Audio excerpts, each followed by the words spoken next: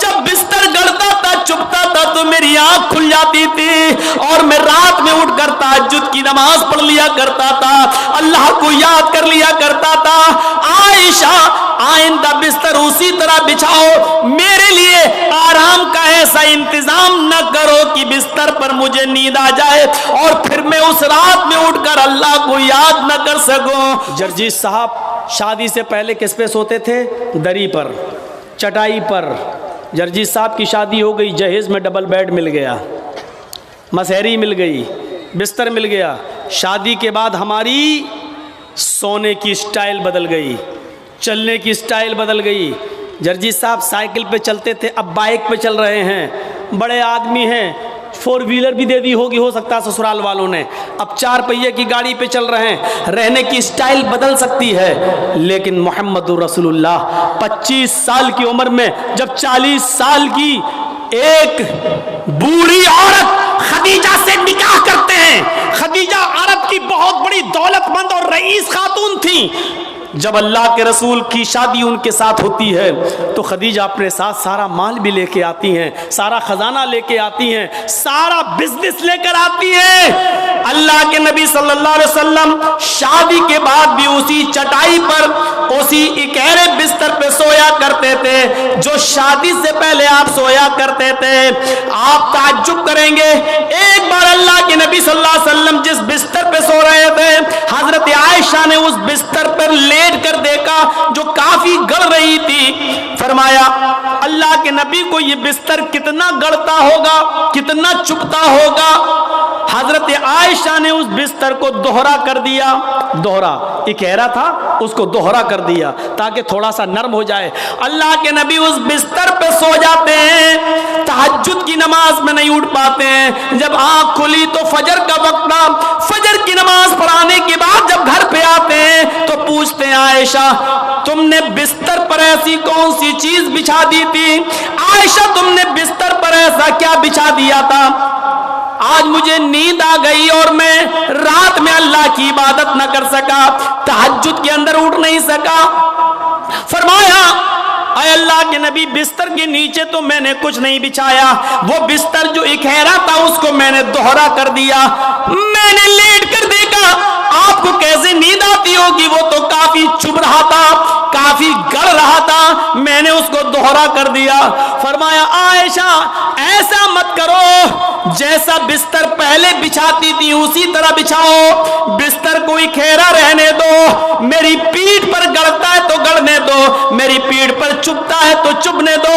جب بستر گڑتا تھا چبھتا تھا تو میری آنکھ کھل جاتی تھی اور میں رات میں اٹھ کر تہجد کی نماز پڑھ لیا کرتا تھا, اللہ کو یاد کر لیا کرتا تھا. عائشہ آئندہ بستر اسی طرح بچھاؤ, میرے لیے آرام کا ایسا انتظام نہ کرو کہ بستر پر مجھے نیند آ جائے اور پھر میں اس رات میں اٹھ کر اللہ کو یاد نہ کر سکوں, اس رات اٹھ کر میں اللہ کو کا ذکر نہ کر سکوں, تہجد کی نماز نہ پڑھ سکوں. عائشہ اللہ تعالیٰ کو رات کی تاریکیوں میں یاد کرنے کا مزہ کچھ اور ہے جب ساری دنیا سو رہی ہوتی ہے اور میری کروٹ, میری کمر نرم گرم بستروں سے الگ ہوتی ہے اور سجدے میں سر ہوتا ہے, تو اس وقت کا مزہ کچھ اور ہوتا ہے کہ ساری دنیا خواب خرگوش میں مست ہے اور اللہ کا ایک بندہ اپنے رب سے عذاب جہنم کی پناہ مانگ رہا ہے, جنت کا سوال کر رہا ہے, رات کی تاریکی میں اپنا سر سجدے میں رکھ کے اس کو مالک اور اپنے آپ کو اللہ کا غلام بنا رہا ہے. عائشہ تم نے بستر کو ایسے بچھا دیا کہ اس بستر پر مجھے اتنی نیند آ گئی کہ میں رات کو اٹھ نہیں سکا.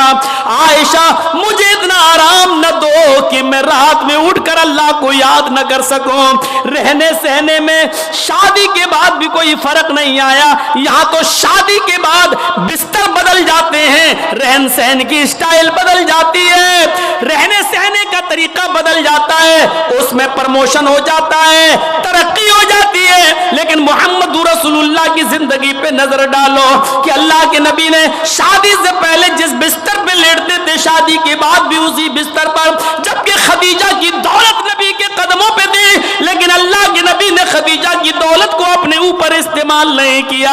खदीजा जो दौलत लेकर आई उस दौलत को भी अल्लाह के रसूल ने दीन के काम में गरीबों और मिस्कीनों में लुटा दिया। मेरे भाइयों, हमें देखना है कि साधु कौन है। साधु उसको कहते हैं जिसके पास सब कुछ हो, दौलत की कमी ना हो, लेकिन उसने अपने ऊपर कोई चीज खर्च न की हो, सब गरीबों और मिस्कीनों में लुटा दिया हो। इस तारीफ का सही हकदार सिर्फ जनाब मोहम्मद रसूलुल्लाह सल्लल्लाहु अलैहि वसल्लम है। आपके पास किस चीज की कमी थी? लोग कहते बहुत गरीब थे, ये थे, नहीं, अल्लाह के रसूल से ज्यादा कोई अमीर था? अल्लाह ने कहा था कहो तो इस पहाड़ को हम सोने का बना दें, और ये ओहद पहाड़ जब सोने का बन जाए तो जहां आप चलें ये पहाड़ भी आपके साथ चले। लेकिन अल्लाह के नबी ने अल्लाह ताला के इस फरमान को, इस गुजारे अल्लाह ताला के इस हुक्म को नाफिज होने के बाद मना कर दिया कि नहीं नहीं, आय अल्लाह मुझे दुनिया में आराम नहीं, सोना नहीं चाहिए, चांदी नहीं चाहिए, बल्कि आपने फरमाया अल्लाहुम्मा जअलनी फी हयाती मिस्कीना, आय अल्लाह दुनिया में मुझे जितने दिन जिंदा रख, मिस्कीन बना के जिंदा रखना। आय अल्लाह जब मुझे मौत आए तो हालत मिस्कीनी में मुझे मौत आए, और अल्लाह कल कयामत के दिन जब मैं उठाया जाऊं तो फकीरों में और मिस्कीनों ही में मैं उठाया जाऊं।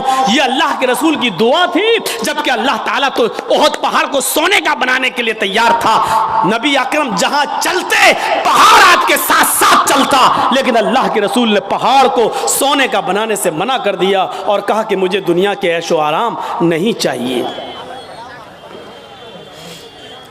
हजरत अब्दुल्ला इब्ने उमर ने बिस्तर पर लेटकर देखा तो कहा अल्लाह के नबी ये क्या है? जब अल्लाह के नबी उस बिस्तर पर सो के उठे तो देखा कि उस निशान पड़ गए। आप किसी खुरदुरी चटाई पर लेटिए, नंगी पीठ, जब आप उठेंगे तो चटाई के निशान आपकी पीठ पर पड़ जाएंगे। अल्लाह के नबी की पीठ पर जब निशान पड़े तो हजरत अब्दुल्ला इब्ने उमर ने जब ये देखा तो चीख पड़े, आए अल्लाह के रसूल, आप तो नरम यहूद और नसारा तो नरम गरम बिस्तर पर सोएं, और आप जो है ऐसी चटाई पर जिससे आपके निशान पड़ जाएं। नहीं नहीं, आज के बाद आप इस चटाई पर नहीं सोएंगे। आपने कहा फिर लवित्तखज़ना लका वतान, आज हम आपके लिए एक नरम गरम बिस्तर बना देंगे, नरम गरम गद्दे का इंतजाम कर देंगे, आप उसके ऊपर सोना। अल्लाह के नबी सल्लल्लाहु अलैहि वसल्लम ने फरमाया नहीं, आए अब्दुल्ला मेरे लिए नरम गरम बिस्तर का इंतजाम मत करना। माली वलिद दुनिया माना फिद दुनिया इल्ला कराकिबिन इस्तज़ल्ला तहता शजरा थुम्मा राहा।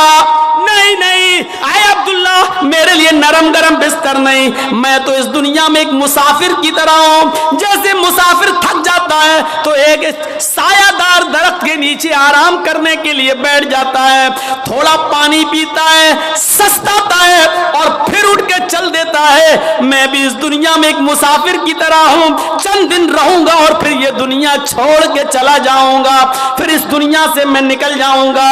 मैं तो एक मुसाफिर की तरह हूं। नहीं नहीं, एक हदीस में आता है आपने हजरत उमर को सख्ती से मना किया था, मेरे लिए नरम गरम बिस्तर न बनाना, लहुम फिद दुनिया व लना फिल आखिरा। ये नरम गरम बिस्तर इन यहूद और नसारा के लिए दुनिया में है और हमारे लिए आखिरत में है। हमारे लिए आखिरत के अंदर बनाए, आखिरत में है, हमारे लिए दुनिया में नहीं है, हमारे लिए आखिरत के अंदर बनाए गए हैं। इसलिए हमें दुनिया के ऐशो आराम नहीं चाहिए।